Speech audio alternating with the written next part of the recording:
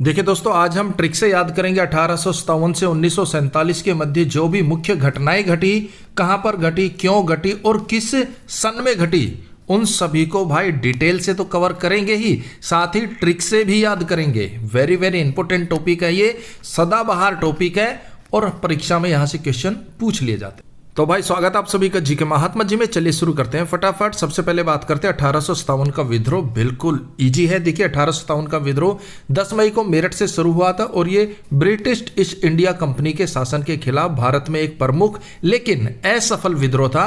विद्रोह का मुख्य केंद्र दिल्ली, कानपुर, लखनऊ, झांसी और ग्वालियर थे। 1857 का विद्रोह कह सकते हैं या फिर क्रांति कह सकते हैं भाई।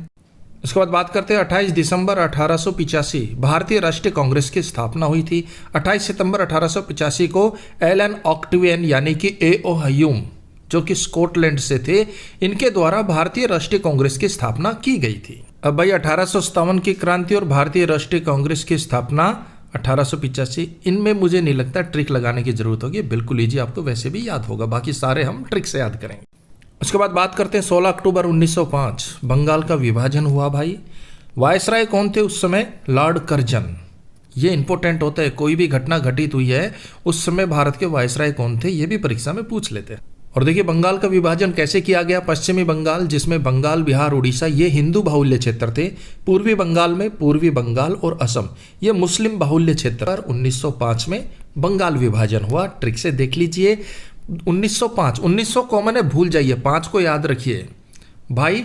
लॉर्ड कर्जन, लाडला इतना कर्ज में डूब गया, कर्ज में डूब गया कि उसने मात्र 5 रुपए के लिए अपने आलीशान बंगले का विभाजन कर दिया। लॉर्ड कर्जन थे वायसराय। मेरा लाडला इतना डूब गया कर्ज में, लॉर्ड कर्जन के 5-5 रुपए के लिए तरसने लगा और 5 रुपए के लिए ही बंगले का विभाजन कर दिया।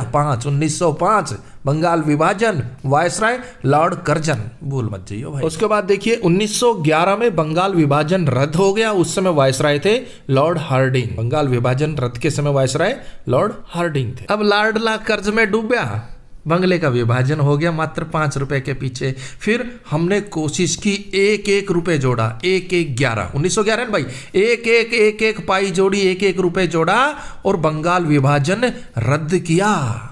ये बहुत हार्ड था करना, हार्डिंग भाई। विभाजन तो हो गया था लेकिन विभाजन को रद्द करना लॉर्ड हार्डिंग बहुत हार्ड था भाई। हमने 1-1 पाई जोड़ी, 1-1 रुपए जोड़ा और विभाजन को रद्द किया और ये बहुत ही हार्ड था, लॉर्ड हार्डिंग।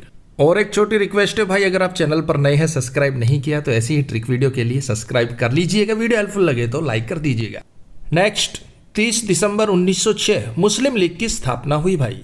मुस्लिम लीग की स्थापना 30 दिसंबर 1906 में ढाका में हुई थी। इसे नवाब सलीमालू खान और अन्य मुस्लिम नेताओं के द्वारा स्थापित किया गया था भारतीय मुसलमानों के अधिकारों और हितों की रक्षा के लिए। 1906 में 19 कॉमन है भाई, 6 को याद करिए, 6 का हो गया अच्छा, 6 अच्छा। मुस्लिम लीग ने अच्छा काम किया, अच्छी है और होना भी चाहिए। और जो मुसलमान यहाँ पर लीगल तरीके से रह रहे हैं वो तो अच्छा है, अच्छे हैं, लेकिन जो इलीगल घुस गए हैं ना वो अच्छे नहीं है। 6 दो तरीके से याद कर सकते हैं। मुस्लिम लीग अच्छी है भाई, अच्छी थी, अच्छा काम किया था, 6 1906। और जो मुस्लिम लीगल तरीके से रह रहे हैं, लीगल रहे वो भी अच्छे हैं, 6 हैं। जो इलीगल है वो ठीक नहीं है। नेक्स्ट 1907 कांग्रेस का विभाजन। 1907 के सूरत अधिवेशन में जिसकी अध्यक्षता रास बिहारी घोष जी कर रहे थे, कांग्रेस का विभाजन हो गया गर्म दल और नरम दल में। अब 1907 है, 1900 भूल जाओ भाई, भूल जाओ। 7 का हो गया, जब कोई किसी के साथ नहीं होगा तो वो विभाजित हो जाएगा, उसका विभाजन हो जाएगा। कांग्रेस के साथ भी ऐसा ही हुआ।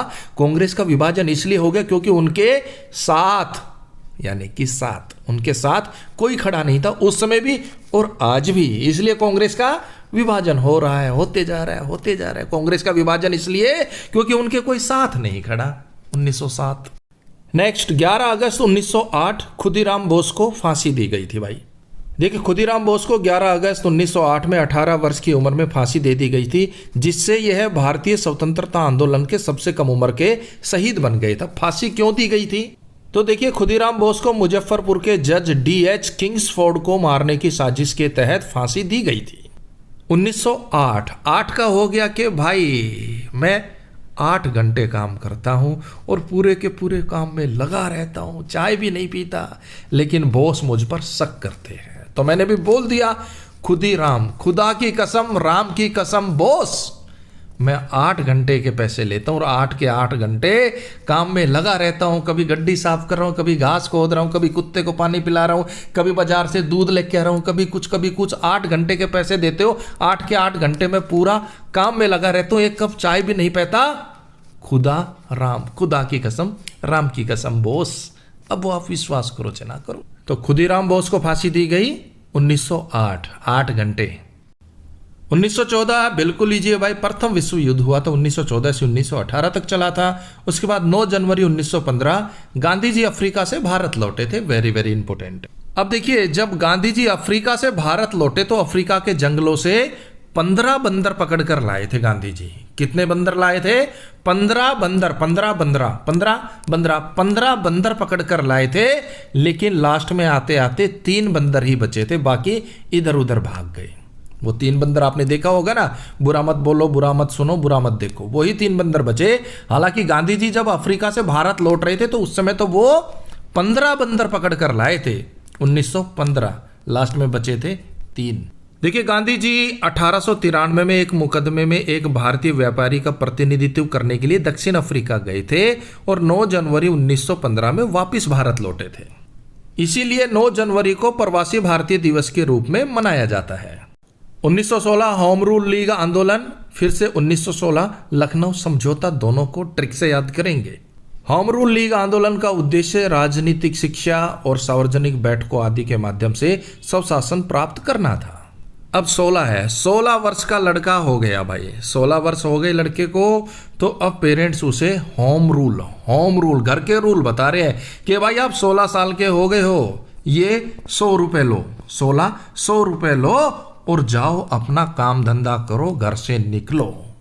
होम का रूल है ये, होम का रूल क्या है? जैसे ही लड़का 16 साल का, उसे 100 रुपए पकड़ा दो और जाओ भाई अपना काम धंधा करो, बिजनेस करो, और इन 16 रुपए से लाखों रुपए का समझौता करो, लखनऊ का समझौता करो। लखनऊ लाखों, 100 रुपए दे दिए और बोले जा भाई इन 100 रुपए से, यानी कि 100 रुपए से लाखों का बिजनेस कर, लखनऊ का बिजनेस कर, लाखों का समझौता कर। यानी कि 1916 लखनऊ समझौता, 1916 होम रूल लीग। 16 साल के बच्चे को 100 रुपए देकर होम रूल, घर का रूल बता दिया भाई। अब देखिए, भारतीय राष्ट्रीय कांग्रेस और मुस्लिम लीग के बीच दिसंबर 1916 में लखनऊ में आयोजित एक संयुक्त अधिवेशन में एक समझौता हुआ था। इस समझौते के माध्यम से दोनों दल प्रांतीय विधानसभाओं में धार्मिक अल्पसंख्यकों को प्रतिनिधित्व देने पर सहमत हुए थे भाई। ये था लखनऊ समझौता। कब हुआ? 1916। होम रूल लीग आंदोलन 1916। और भाई तू भी 100 रुपए ला, इतना पढ़ा रहा हूं, 100 रुपए तो दे दे भाई। नेक्स्ट भाई 1917 चंपारण आंदोलन, या फिर कह सकते हैं चंपारण सत्याग्रह। 17 खतरा, चंपारण, चंपा को, चमेली को 17 है, खतरा है, उनको कोई ना कोई सता रहा है, उनको तो खतरा है। किनको? चंपा और चमेली को, चंपारण को 17 है भाई, खतरा है। चंपारण सत्याग्रह महात्मा गांधी का भारत में पहला बड़ा सविनयवादी आंदोलन था। 15 में आए और 17 में लठ गाड़ दिए। देखिए, 19वीं शताब्दी के प्रारंभ में अंग्रेजों व बागान मालिकों ने किसानों से यह करार कर लिया था कि वे अपनी भूमि के कुछ हिस्से पर नील की खेती अवश्य करेंगे, मतलब करनी पड़ेगी उनको। इसी को 3 कठिया प्रणाली कहा जाता था। गांधी जी ने इस आंदोलन किया और इसे बंद करवाया। चंपारण सत्याग्रह के बाद रविंद्रनाथ टैगोर के द्वारा गांधी जी को महात्मा की उपाधि दी गई थी। क्वेश्चन पूछा गया था परीक्षा में, पूछ सकते हैं, गांधी जी को महात्मा की उपाधि किसने दी? रविंद्रनाथ टैगोर ने। कब? सत्याग्रह आंदोलन के बाद।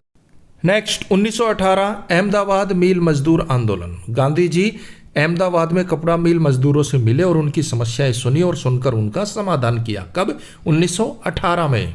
उसके बाद 1918 में खेड़ा आंदोलन। गांधी जी के द्वारा गुजरात के किसानों पर अंग्रेजों के द्वारा फसल नष्ट होने पर भी जबरन कर वसूली के खिलाफ यह आंदोलन किया गया था। ये दोनों हुई 1918 में, दोनों को ही ट्रिक से याद करेंगे। 18 साल का होने के बाद तो पूरी तरह से परिवार कह देता है कि भाई तू बड़ा हो गया है, खा कमा मौज ले, अब मारे सिर मत बैठ। तो 18 वर्ष का होते ही बंदा काम धंधा करने लग जाता है, भले ही वो मिल में मजदूरी करे।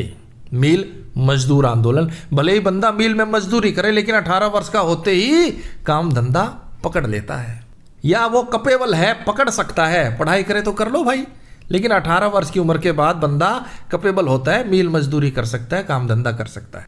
18 वर्ष ही वोट डालने की उम्र तय की गई है, तो 18 वर्ष मान ले एक परिपक्व हो गया बंदा, काम धंधा कर सकता है, मजदूरी कर सकता है, मील मजदूरी कर सकता है। अब वो सब ये कर रहा है तो वो खड़ा भी हो सकता है आंदोलन में, और आंदोलन को भी खड़ा कर सकता है, यानी कि खेड़ा आंदोलन। भाई 18 वर्ष की उम्र तय कर दी, वोट डाल सकते हो, आप मील मजदूरी कर सकते हो, तो बंदा खेड़ा आंदोलन खड़ा भी कर सकता है, आंदोलन में भी खड़ा हो सकता है। खेड़ा आंदोलन 1918 और मील मजदूर आंदोलन 1918, भूल मत जाइयो भाई।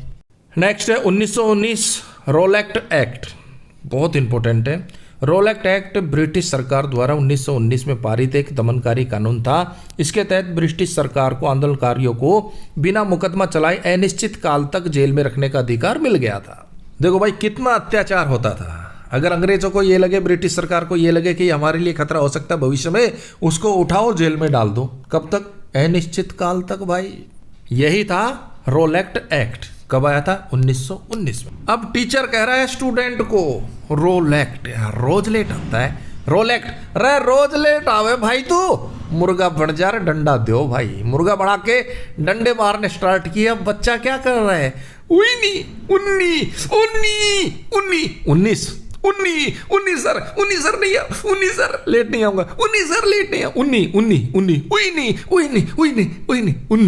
उन्नी यानी कि 19। टीचर सुन ही नहीं रहा ना, रोज लेट आवे तू, रोलेक्ट रोज लेट आओगा ना तू, ले डंडा ले। ओ बेचारा कर रहा है उन्नी सर, उन्नी। इसके बाद 1919 जलियांवाला बाग हत्याकांड। तू रोज लेट तो आवे ही आवे, और जालियां तोड़ के बाग से आम भी तोड़ता है, डबल मार पड़ेगी। फिर से पकड़ ले कान, फिर दे दनादर, और बेचारा करा उन्नी सर। तो भाई रोलेक्ट, रोज लेट आया तो टीचर ने डंडे मारे, बच्चा करने लगा उन्नी सर। टीचर ने समझाया। और तू भाई जालियां तोड़ के बाग में घुसता आम तोड़ता है? फिर डंडे, फिर कह रहा उन्नी यानी कि 1919।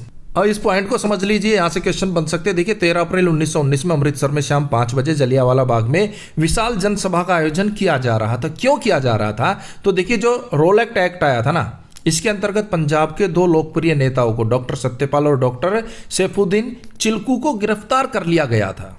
इसी के विरोध में जलियांवाला बाग में जनसभा का आयोजन किया गया था। लेकिन उसी समय जनरल डायर ने भीड़ पर गोलियां चलाने का आदेश दिया। इस घटना में 1500 लोग मारे गए थे, लेकिन सरकारी आंकड़ों में मारे गए लोगों की संख्या 379 बताई गई और 1200 घायल बताए गए थे।